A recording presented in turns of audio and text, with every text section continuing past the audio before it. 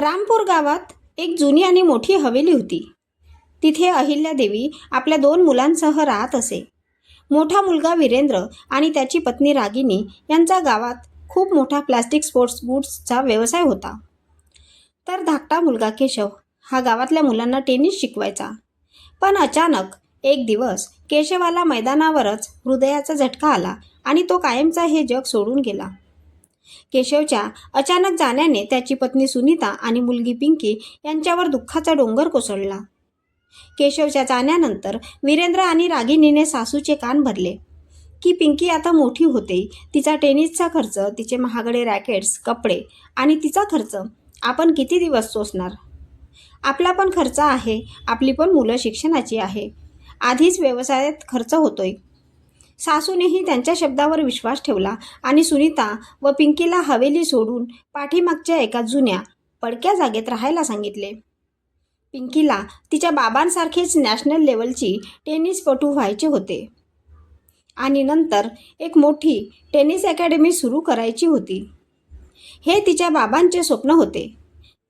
पण काकू रागिनीने तिचे खेळणे आणि शिकणे थांबवून तिचे लग्न लावून देण्याचा सल्ला दिला. स्वाभिमानी सुनीताने तिथे वाद घालण्यापेक्षा मुलीला घेऊन ती जागा सोडली आणि त्या दोघी झोपडीवजा घरात राहू लागल्या. सुरुवातीला टेनिसचे महागडे साहित्य आणि सरावासाठी कोर्टची फी भरणे सुनीताला अशक्य झाले. पण सुनीताने पिंकीला धीर दिला की परिस्थिती कितीही कठीण असली तरी आपण हार मानायची नाही. पिंकीनेही जिद्दीने आपला टेनिसचा सराव सोडला नाही. घर चालवण्यासाठी आणि पिंकीच्या खेळाचा खर्च भागवण्यासाठी सुनीताने गावातील एका शिवणकाम केंद्रात दिवस रात्र काम करणे सुरू केले. एक दिवस पिंकीला एक उत्तम कल्पना सुचली.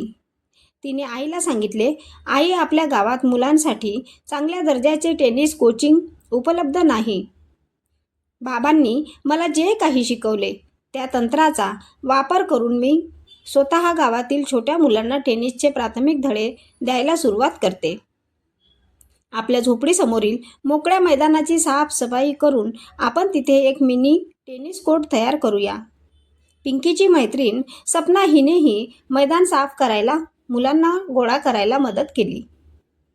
जेव्हा त्यांनी हे टेनिस कोचिंग सुरू केले तेव्हा काका वीरेंद्र, ज्याचे स्वतःचे स्पोर्ट्सचे मोठे दुकान होते, आणि रागिनी यांनी त्यांची थट्टा केली.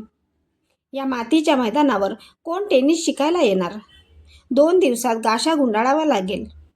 पण पिंकीच्या शिकवण्याची पद्धत इतकी उत्कृष्ट होती की एका शहरातून आलेल्या क्रीडा अधिकाऱ्याच्या पत्नीने पिंकीचे तंत्र पाहिले आणि आपल्या मुलाला तिच्याकडे टेनिस शिकण्यासाठी पाठवले.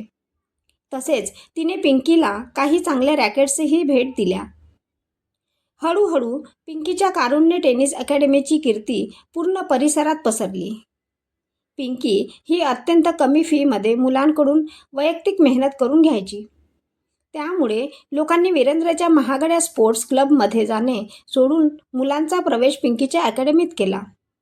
वीरेंद्रच्या क्लबमधील ग्राहक आणि खेळाडू कमी झाल्यामुळे त्याचे मोठे नुकसान झाले. तो पिंकीला धमकावायला आला. पण गावकऱ्यांनी आणि खेळाडूंच्या पालकांनी पिंकीची बाजू घेतली. काही महिन्यातच वीरेंद्रचा स्पोर्ट्सचा क्लब आणि दुकान बंद पडण्याच्या मार्गावर आले. कारण पिंकीच्या अकॅडमीतून तयार झालेले मुले जिल्हा पातळीवर चमकू लागली होती. तेव्हा हवेलीत त्यांच्या सासूला पश्चाताप झाला की पैशाच्या घमंडात येऊन आपण एका गुणी आणि मेहनती मुलीच्या पाय ओढण्याचा प्रयत्न केला. दुसरीकडे आपल्या आईच्या कारुण्याच्या, सोशिकतेच्या आणि स्वतःच्या टेनिसमधील कौशल्याच्या बळावर पिंकीने बाबांचे स्वप्न पूर्ण केले आणि ती एक यशस्वी टेनिस कोच व खेळाडू बनली. कथा आवडल्यास लाईक करा, शेअर करा आणि चॅनलला सबस्क्राईब नक्की करा.